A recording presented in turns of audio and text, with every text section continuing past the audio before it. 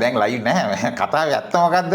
ඇත්ත කතාව කොට උඩ ලයිට් බිල ගෙවන්න කියලා සල්ලි දීලා කොල්ලෙක් යවුවා. ඌ හැමෝටම කියලා මගේ බිල ගෙවිය ඌ කියලා.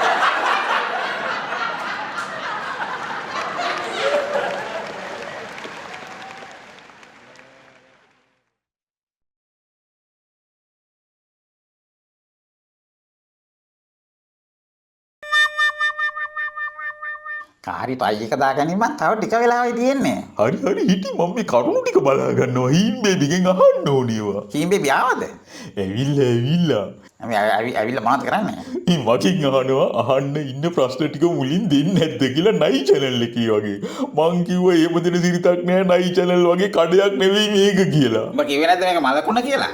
කිව්වා හීන් බේබි කියලා මොන ගුණ වුණත් වැඩක් නැහැ ප්‍රශ්න ටික මුලින් දෙන්නේ නැත්තම් මෑනෙන්නේ නැහැ කිව්වා. ඉතින් ගියාද මෑන්? නෑ ඒ පාර මං අහන්න ඉන්න ප්‍රශ්න ටික දුන්නා. මොකෙන්ද මං උඹ කාරි අඩු ගන්න මගෙන් අහන්න තිබ්බනේ. නෑ කොටේ මං කාලයක් නයි channel එකේ තේ හැදුවනේ. ඉතින් මෑන්ගේ හැටි දන්න නිසා මං වෙනම ප්‍රශ්න පත්‍රයක් සාක්කු විදාන් හිටියා. ඒක තමයි දුන්නේ. මොනවද උඹ ඒක දාපු ප්‍රශ්න ටික? පළවෙනි ප්‍රශ්නේ හීන් බේබි කාටද වැඩිම ආදරේ? දෙවෙනි ප්‍රශ්නේ? දෙවෙනි ප්‍රශ්නේ ඔයා කැමති කාර් රේස් පදින්නද රගර් ගන්නද? ඔන්න ඔය වගේ මොන්ටිසෝරි ප්‍රශ්න. යන්තම් උඹට මොලේ පෑදුනා. කොටේ මාර කේස් එක බං. ඇයි? කෝට් එකයි ටයි එකයි ෂර්ට් එකයි තියෙනවා ෂෝට් නෑ. හරි තරමක් දාන්න වරෙන් ඔන්න ඔක ටීවී එකට පේන්නේ නැහැ. හොඳයි යාළුවනේ ඔබ මේ එක් වෙන්නේ අතිශයින් ජනප්‍රිය මලකුණ වැඩසටහන සමග අපේ ආරාධිතයා අද විශේෂ පුද්ගලයෙක් රටව කතා වෙනවා එයා ගැන.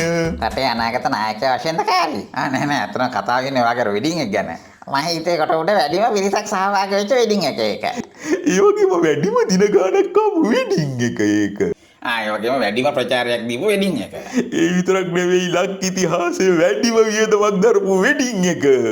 ඒ කියන්නේ මං එතනම ඉතිහාසගත වෙලා ඉවරයි නේද? අනේ අම්මේ හැබැයි ඉතින් වැඩේ තියෙන්නේ වෙඩින් එකේ ලයිට් බිල ගෙවි අවුරුද්දයකට පස්සේ. අනේ මන්ද කටවට මන්න ලයිට් ඉල්ලුවෙත් නැහැ මට විලක් ආවෙත් නැහැ. හරි ඉතින් ඔයාගේ නමට නෙවෙයි ඉල්ලුවේ. ඉල්ලපු එකාගේ නමට නෙබිලේ ඉන්නේ. කවුද එතකොට ඒක ඉල්ලපු එක?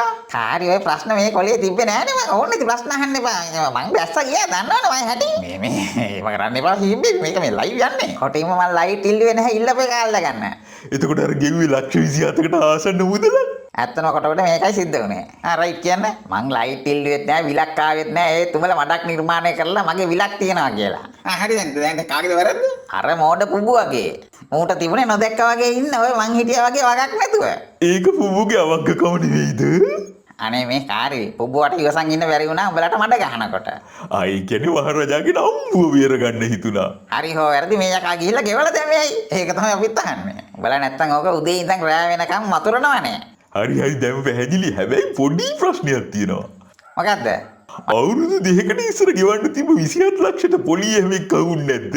මට තේරුන්නේ නෑ මං කියන්නේ ලක්ෂ 27කට අවුරුදු දෙකක පොලිය හැදුනොත් එහෙම එතනම ලක්ෂ 6 වාරක්. ඒක එකතු වෙන්නේ නැද්ද මේකට? කටට ඕ හරි මැට් එකකට උඩ. අයියේ ඒ ලක්ෂ 27 ලැබිච්ච එක ගැන සතුටු යන් පොලියක් ගැන වගලක් කතා කරනවා. හොඳයි යාළුවනේ. කෙටි විරාමයකට යනවා අපි විරාමයෙන් පසු නැවත හමුවමු මලකුණ සමග. දැන් ලයිව් නැහැ. කතාවේ ඇත්ත මොකද්ද? ඇත්ත කතාව කොට උඩ ලයිට් බිල ගෙවන්න කියලා සල්ලි දීලා කොල්ලෙක් යවුවා. ඌ හැමෝටම කියලා මගේ බිල ගෙවිය ඌ කියලා. අප්පා. ඇයි ඉතින් ඔකට පුබුවව තෝරගත්තේ? ඇත්තට හොඳ ප්‍රශ්නයක් කාරේ උනේ මේකයි. උඹලා ඕක එලි කරානේ දැන් මට නෝන්ඩියනේ දැන් මූ ගිහින් ඕක ගෙවුවා මොකද වෙන්නේ? ඒක කොමඩියක් බවට පත් වෙනවා. හරියට හරි මූ ඕක ගෙවලා අර ගොන් හිනාව දැම්මම වැඩේ ක්ලෝස්. මට නෙවෙයි hina වෙන්නේ උට. ඇත්ත. ප්‍රශ්නේ උද්ගත උනේ කොට උඩ මුට හැමෝම කෝල් කරන්න ගත්තනේ මේ රටේ හැම එකාගේම විල් ගෙවන්න කියලා. ඔව් මාත් කෝල් කරා. ඒකනේ කාරි මුලින් මෝ කිව්වේ ඌ දන්සල් දාලා නැහැ කියලා. ජනතාවගෙන් දිගටම කෝල් එන්න පටන් ගත්තා. මුට මල පැනලා කිව්වනේ බලු කතාවක්. මොකද්ද බලු කතාව? ලයිට් බිල ගෙවන්න නම් ගේදර උන්දේ වන්න කියලා.